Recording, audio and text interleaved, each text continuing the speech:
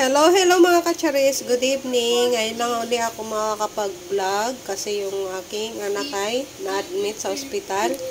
Bali nung Monday pa. Magluluto nga pala ako ng babaunin ko at uulamin dito sa bahay. Chicken breast. Bahala na kung anong luto to basta may lasa. Charot. Maglalagay lang ako imamarinate ko siya ng seasoning. More seasoning.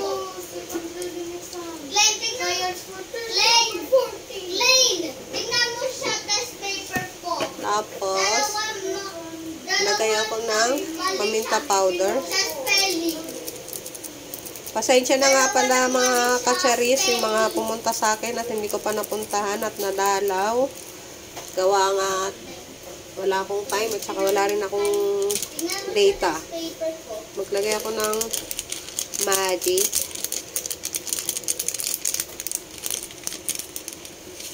Tapos, konting oyster.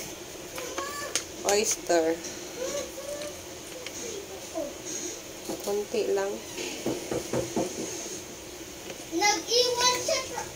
Siyempre, haluin ko na gamit ko yung aking malinis na kamay. Wala pang tulog ang person, mga kacharis.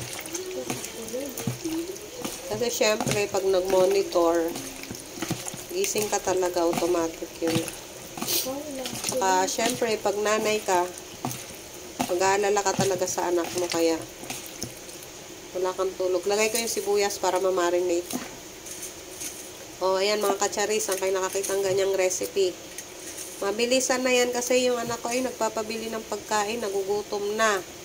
Yung aming pasyente, buti nga't kumakain na siya mga kacharis. Nasira pa yung aming rice cooker, Kaya nilagyan ko siya ng kutsara. Haluhin ko na. Para dire-diretso na yung pagluto ko.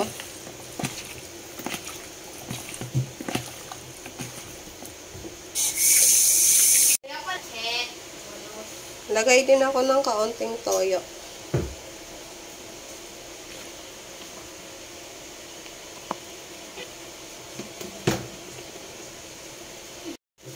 Siyempre, may magtatanong na naman sa ating comment section kung paano ba yung anak ko. Ba't na hospital? Nagkaroon po siya ng dengue. Kaya siya na-admit. Kagat daw po ng lamok, sabi ng bunso ko. Ayan, ganyan na lang yan. Okay na yan. Maglagay pala ako ng konting suka para hindi siya agad-agad mapanis. Hindi kompleto yung mga namin guys, mga kacharis, kasi nga bira lang ako umuwi.